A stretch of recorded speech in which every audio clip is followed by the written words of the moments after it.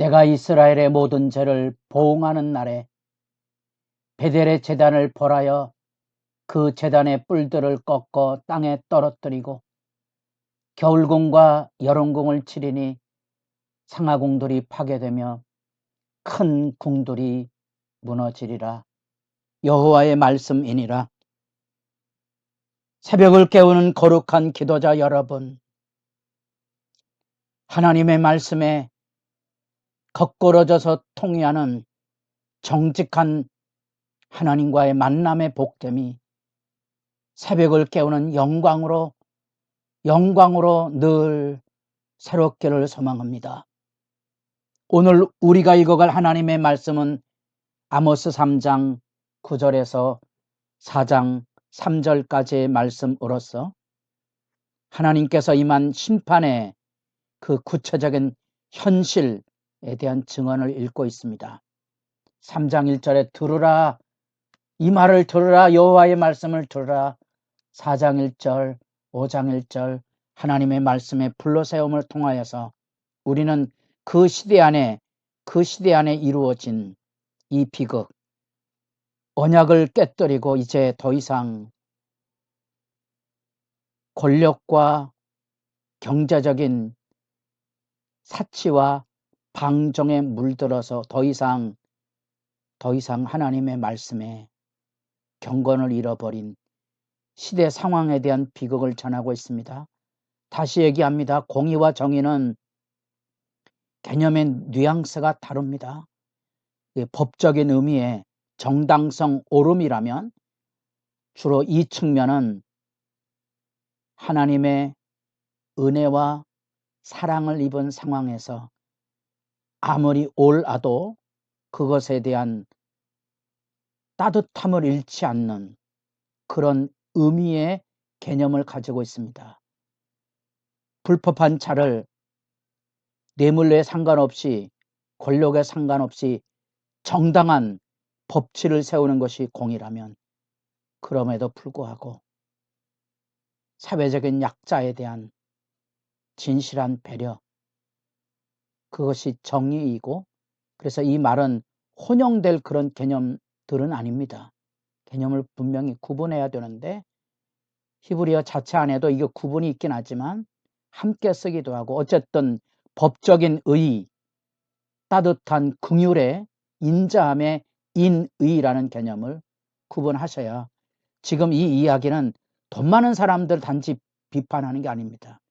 권력과 탐욕과 사치와 방종에 길들어져가는 사회 부조리, 불균형의 시대에 대한 고발입니다.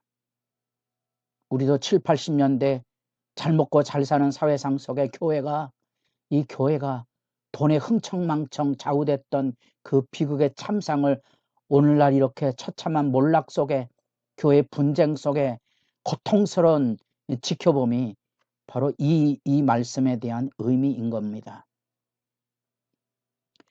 그런 점에서 여기 지금 하나님께서 말씀하신 구체적인 죄악상은 법적인 기소를 하고 있는 겁니다. 왜요? 왜 우리가 이런 말씀을 읽어야 되죠? 그냥 하나님이 잘못했으면 그냥 싹 쓸어버리면 되잖아요.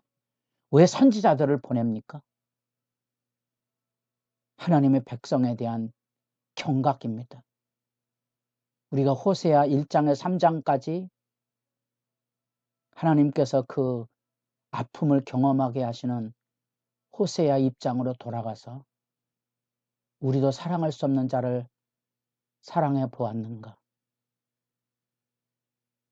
거창하지요? 네, 거창합니다. 속삭이는 아들을 위하여, 딸들을 위하여 얼마나 울어보셨는가? 청소년 전문의 정신과 교수가 1000번이 흔들려야 어른이 된다는 이야기 안에 진정한 의미의 한 사람을 바르게 세운다는 사랑의 쏟아부음의 중요성, 우리가 교회 안에 회방하고 대적하는 사람들을 얼마나 끌어보았는가? 그들이 왜 그 짓을 하는지 아십니까? 그 내면의 아픔이 있는 거지요. 상처가 있거든요. 사랑이 없으면 영원히 돌아오지 못합니다. 교회에서 분쟁해서 떠나면 또 다른 곳에 그 일을 할 겁니다. 멈춰서야 되지 않겠습니까? 사랑으로 끌어안는 일밖에 없거든요. 이 기소하는 이유는 못된 놈들 벌받아라 그런 내용이 아닙니다. 법적인 기소는 우리에게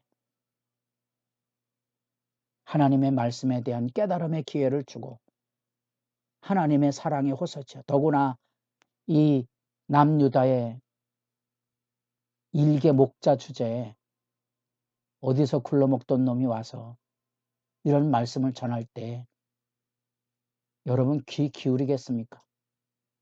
얼마나 비아냥과 조롱 가운데 서겠습니까? 그럼에도 불구하고 죄악상을 그대로 밝히는 그 이유 안에는 하나님의 눈물의 호소가 있는 거지요.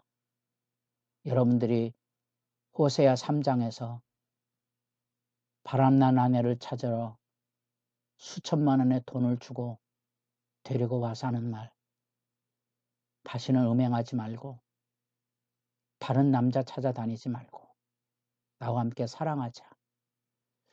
그 얘기가 여러분들에게 이해됩니까? 지금 이 이야기는 사랑의 초대이기도 한 거죠. 기소하는 이유, 우리가 선지서를 통하여 읽을 때 놓쳐야지 말아야 될 부분이 그겁니다. 야단치는 게 아닙니다.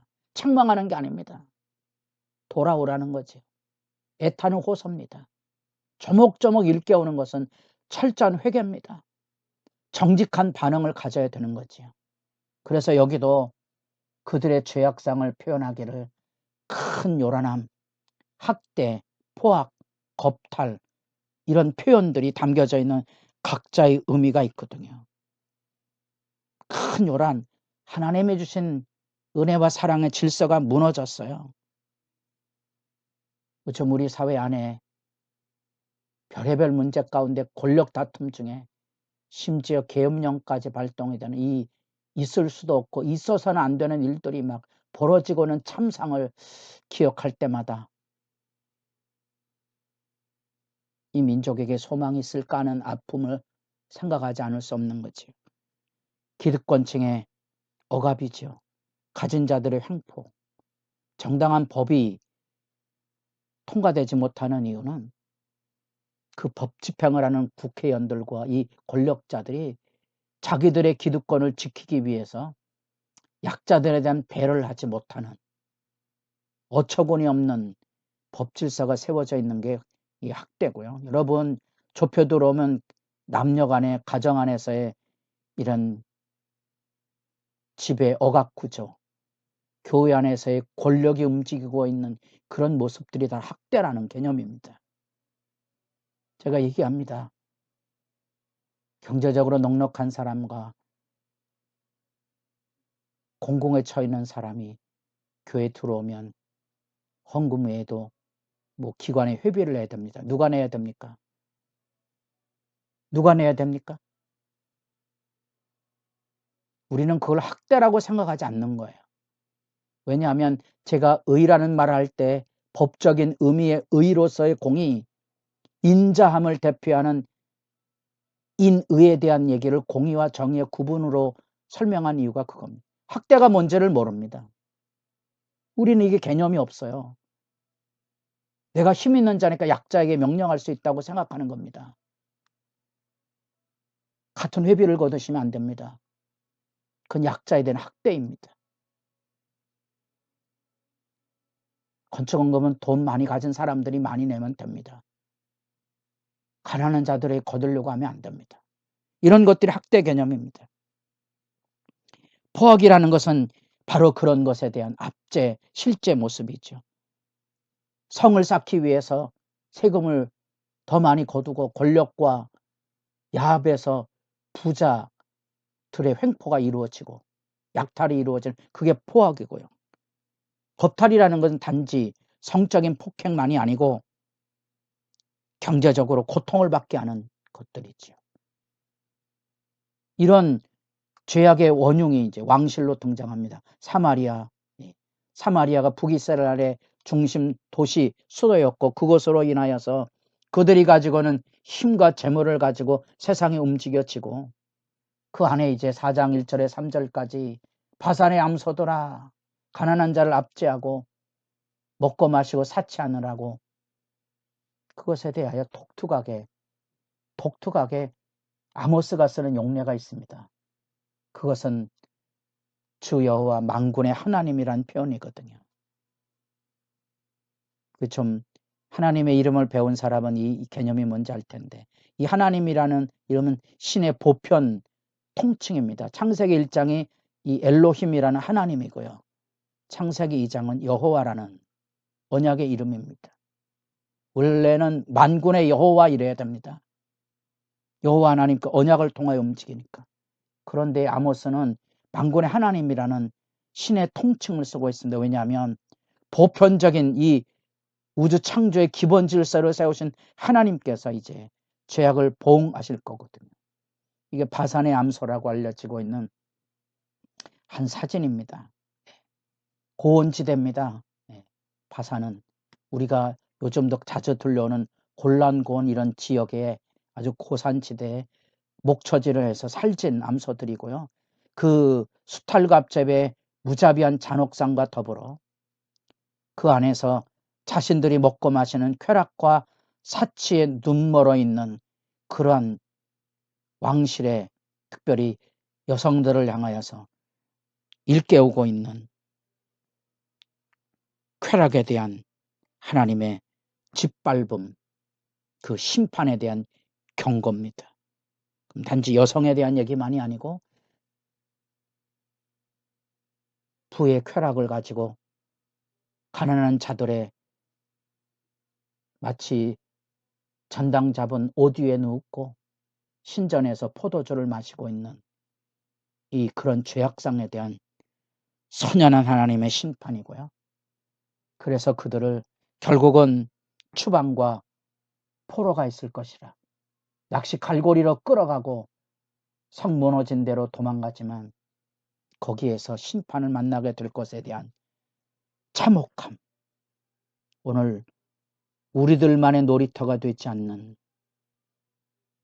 누구에게든지 복음과 은혜와 사랑이 열려진 교회, 아무도 약자, 가난한 자, 힘없는 자를 짓밟지 않는 정당한 하나님의 교회, 신앙의 진실을 내다보고 기도하는 시간이 깊어지기를 바랍니다.